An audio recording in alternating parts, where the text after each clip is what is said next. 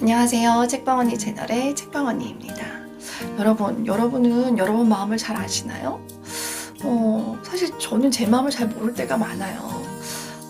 근데 우리 아이들이나 남편도 우리한테 그런 얘기 많이 하지 않나요? 당신 정말 내 마음을 너무 몰라. 엄마는 진짜 내 마음도 아무것도 몰라. 이런 이야기 혹시 듣지 않으시나요? 저 역시도 내 마음을 우리 식구들이 너무 몰라서 내 옆에 누군가 정말 내 마음을 정말 알아줬으면 좋겠는데 너무 몰라줘서 섭섭하고 서운하고 그래서 마음이 슬퍼질 때 없으셨나요? 근데 곰곰이 생각해보면 나도 내 마음을 잘 모르고 이 마음을 어떻게 표현해야 될지도 잘 모를 때가 너무 많이 있어요.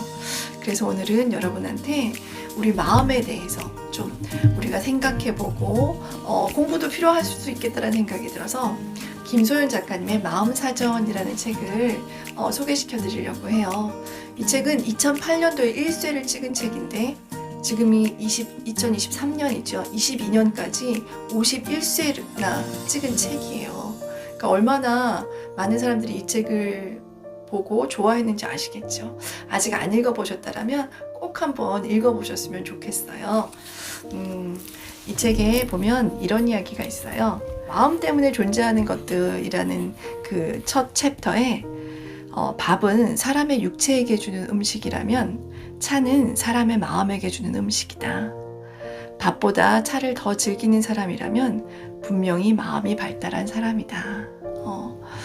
그래서 요새 이런 커피 전문점, 찻집 이런 게 많이 생기나요? 왜냐하면 이제 먹고 사는 것보다 내 마음을 조금 더 신경 써줘야 될 것 같고 누군가와 마음을 나누는 것이 더 우리를 건강하게 만들어주는 것이 아닐까 싶은 생각이 있어서 그런 게 아닐까 싶은 생각이 드네요. 자, 그래서 우리 마음의 그 미묘한 차이들을 이 작가가 아주 통찰력 있게 써주고 계셨어요. 5번째 챕터에 작은 차이가 빚는 전혀 다른 결론이라는 챕터에서는 첫 번째 중요하다, 소중하다 에 관한 이야기를 하고 계시는데요. 소중한 존재는 그 자체가 궁극이지만 그 자체가 그냥 정말 다예요. 근데 중요한 존재는 궁극에 도달하기 위한 방편이다. 돈은 전혀 소중하지 않은 채 어떻게 보면 이 세상에서 가장 중요한 자리에 놓여 있는 것 같아요. 이 세상 부부들은 서로를 중요하게 생각하지만 이미 소중하게 여기는 마음은 어디론가 숨어들고 있다. 우리 연애할 때 너무 소중했잖아요. 서로가. 근데 어느덧 이제 결혼을 해서 엄마가 되고 아빠가 되고 아내가 되고 남편이 되면서 그 역할에 너무 눌려서 우리가 서로한테 얼마나 소중한 존재였는지는 잊혀지고 정말 그 필요에 의한 어떤 그 중요한 하중에 눌려서 우리의 일상을 너무 허덕허덕하면서 살고 있는 건 아닌가라는 생각을 해봅니다. 그래서 조금 더 어떤 중요한 것보다는 정말 소중한 것들이 무엇인지 또 생각해보고 중요한 필요에 의한 어떤 중요함보다는 정말 마음으로 온전히 그냥 그것 자체를 소중하게 여길 수 있는 그 마음을 조금 더 키워야겠다는 생각도 한편으로는 들어요. 평안하다, 편안하다. 우리는 편안함을 좋아한다. 편안한 사람, 편안한 공간, 편안한 시간. 근데 편안하다는 것은 편리하고 안전하다는 뜻이고요. 평안하다는 것은 평화롭고 안정적이란 뜻이다. 나의 편안함은 누군가의 불편함을 대가로 치르지만 나의 평안함은 누군가와 함께 누리는 공동의 가치가 될 수 있다. 조그만 불편을 우리가 감수하면서, 왜냐하면 나의 편안함은 누군가를 또 대가를 치르게 하고 힘들게 만드는 거일 수도 있거든요. 그래서 편안함보다는 우리가 평안함을 더 추구하는 삶을 살아야 되지 않을까라는 또 생각도 해봐요. 그리고 또 여기 축복에 대한 이야기도 있어요. 축하가 얻은 것에 대한 박수라면 축복은 얻을 것에 대한 위로이기도 하다. 축하는 이미 벌어진 일을 놓고 행해지고 축복은 지나온 것과 앞으로 벌어질 것까지 포함하기 때문이다. 그래서 축하하는 것도 좋지만 저는 어떤 사람들을 보면 정말 마음 깊숙이부터 저 사람 정말 축복하고 싶다라는 생각이 드는 사람들이 있어요. 제 주변에 너무 귀하고 너무 성실하고 너무 책임감을 다해서 살지만 아직까지는 조금 어려워 보고 힘들어 보이는 사람을 보면 저절로 마음속으로 제가 기도하면서 축복하거든요. 그래서 우리가 축하하는 것도 좋지만 우리 주변을 둘러보면서 정말 축복하는 사람을 축복할 만한 사람들을 찾아서 그들을 또 축복하며 기도하는 어떤 그런 삶의 태도도 필요하지 않을까 싶은 생각이 들었어요. 그리고 정말 제가 이거는 보면서 제가 완전히 빨간 줄을 다 그었네요. 육회, 상쾌, 경쾌, 통쾌. 무슨 선전에도 이런 게 있죠. 근데 이 작가가 이 유쾌하고 상쾌하고 경쾌하고 통쾌한 것들을 어떻게 표현하고 계시냐면요. 유쾌한 사람은 농담을 적절하게 잘 활용하며, 상쾌한 사람은 농담에 웃어줄 줄 알며, 경쾌한 사람은 농담을 멋지게 받아칠 줄 알며, 통쾌한 사람은 농담의 수위를 높일 줄 안다. 고민스럽고 복잡한 국면에서 유쾌한 사람은 상황을 간단하게 요약할 줄 알며, 상쾌한 사람은 고민의 핵심을 알며, 경쾌한 사람은 고민을 휘발시킬 줄 알며, 통쾌한 사람은 고민을 역전시킬 줄 안다. 유쾌함에는 복잡함을 줄인 흔적이, 상쾌함에는 불순물을 줄인 흔적이, 경쾌함에는 무게를 줄인 흔적이, 통쾌함에는 앙금을 없앤 흔적이 남아있다.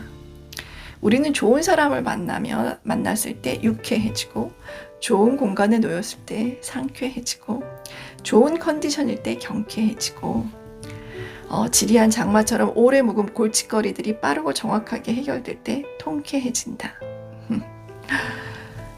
저는 그래서 정말 유쾌한 사람이고 싶고요.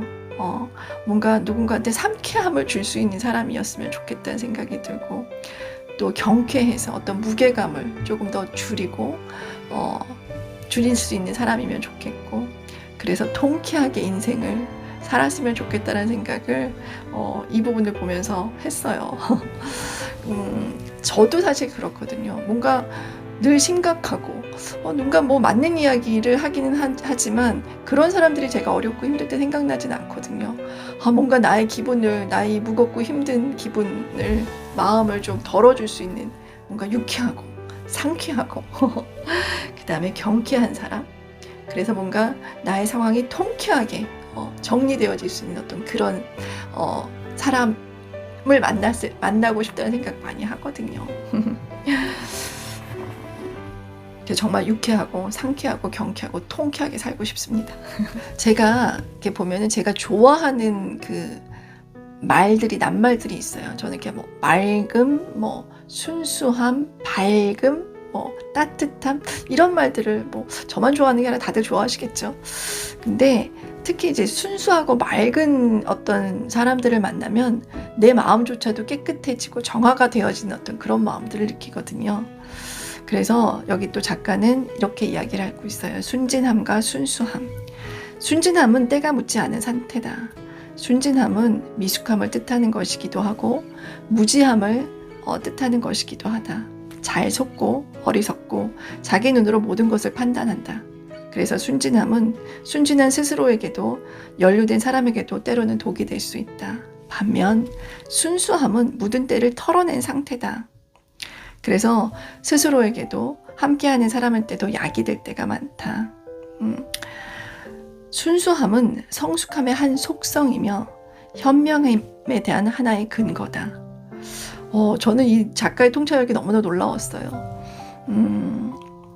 나이가 들면은 참 순진하면 안 되고요. 나이가 먹을수록 이런저런 세상에 때가 많이 붙기 때문에 그때를 잘 털어내서 정말 더 순수함의 그 경지로 가야 된다는 생각 저는 많이 하거든요. 그 순수할 때 사람이 더 성숙해질 수 있는 거고, 그래서 더 현명하고 지혜로워질 수 있는 것이 아닌가라는 생각을 저도 했는데 이 작가가 이렇게 표현을 해주니 전 너무 고마웠어요. 그리고 솔직함과 정직함. 우리가 정직한 사람, 솔직한 사람 어떠세요? 저는 정직한 사람도 좋아하지만 한편으로는 솔직한 사람을 만나면 되게 기분이 좋아요. 왜냐면 저는 그렇게 솔직한 사람은 사실 아직은 아닌 것 같거든요. 솔직함은 자기 감정에 충실한 것이고 정직함은 남을 배려하는 것이다. 솔직함은 전부를 다 풀어헤친다. 대책 없는 것들과 막무가내인들 것까지 그냥 다 뱉어낸다. 솔직함은 가리지 않는다. 그리고 솔직하게 털어놓는 것 말고는 아무것도 의도하지 않는다. 솔직한 사람은 의도가 없어요. 그냥 털어내는 거니까 그 털어내는 것 가운데 제가 잘 하지 못하는 것들을 그냥 막무가내로 털어놓는 누군가를 보면 저는 되게 기분이 좋아지거든요. 대리만족이라고나 할까요? 반면 정직함은 전부를 다 풀어헤치지 않는다. 일부러 그렇게 하지 않는다. 이율배반적인 것들 중에서 일관성을 찾아 정리하고 대책 없는 것들에 대책을 궁리한다. 그렇기 때문에 정직함은 한층 더 정리되어 있으나 고집스럽고 편집적이다. 위험할 수도 있어요. 한편으로는. 정직함은 가리는 것이 있다. 그리고 분명히 의도하는 바가 있기 때문이다. 믿음을 주겠다는 신념 아래서 의도적으로 행해지는 것이 정직함이다. 스스로 뭔가 정직하다고 이야기하는 사람들을 보면은 살짝은 한편으로는 조금 불편해질 때가 있어요. 뭔가 신뢰를 주기 위한 어떤 의도함이 있으니까요. 솔직한 행동은 하는 사람은 편하고 대하는 사람은 불편할 때가 많다. 정직한 행동은 하는 사람은 조금 불편해도 대하는 사람은 편하다. 그래서 솔직함과 정직함은 좀 쓰임새가 다른 것 같아요. 작가는 솔직함은 탈제도적이다. 그래서 이건 솔직한 사람들은 그냥 일상적으로 솔직함을 맞닥뜨리게 되는 거고요. 정직함은 제도 안에 있다. 그래서 우리가 공무원들, 뭔가 그런 사람들 솔직한 공무원이라고는 얘기하지 않잖아요. 정직한 공무원이기를 바라는 거죠. 착함과 선함에 대해서도 작가는 이렇게 얘기하고 있어요. 착함은 행위로 가늠되고 선함은 행위가 배제되었을 때 가늠된다. 착함은 현상이고 선함은 본질이기 때문이다. 착한 사람은 온순하고 순정적이지만 선한 사람은 반드시 순정적이지는 않다. 착함은 일상 속에서 구현되고 선함은 인생 속에서 구현된다. 그래서 착한 사람들의 특징은 되게 온순해요. 그리고 말을 잘 듣죠. 누군가의 말을 잘 들어요. 그래서 우리 아이들이 착하면 좋잖아요. 엄마 말 잘 들어주면 착하다고 하고 칭찬해 주잖아요. 근데 사실 저는 저희 아이들이 착한 아이들로 크기를 바라진 않았어요. 착한 것보다 어떤 선한 가치를 추구할 줄 아는 것, 그 선함의 것을 추구하면서 뭔가 더 단단해지고 자기다움을 찾아갈 수 있는 그런 것들이 저한테는 필요하다는 생각을 했던 것 같아요. 착한 거는 굉장히 상대적인 것도 하고요. 착한 사람은 착한 행동을 하도록 배려되지 않은 환경에서는 착하지 않아요. 인내력도 없고 해결력도 없이 무력해지는 경우가 많기 때문에 저도 그렇게 생각했는데 작가가 이렇게 또 말을 했어요. 그래서 인생을 통틀어 어떤 선한 가치를 추구하며 사는 인생을 저도 우리 아이들도 저희 남편도 그런 사람들이 더 많았으면 좋겠다는 생각을 했던 것 같아요. 이 책을 보면 우리의 마음들을 조금 더 잘 정리해 볼 수 있고 정돈해 볼 수 있는 이게 이런 거였구나. 그렇다면 나는 이런 것들을 이런 가치를 이런 마음들을 내가 더 잘 키워내야겠구나 라는 생각들을 해보실 수 있을 것 같아요. 여러분 오늘도 여러분답게 찬란한 하루로 빛나는 하루로 살아가시기를 응원합니다. 책방 언니 구독과 좋아요는 저의 많은 힘이 됩니다. 감사합니다.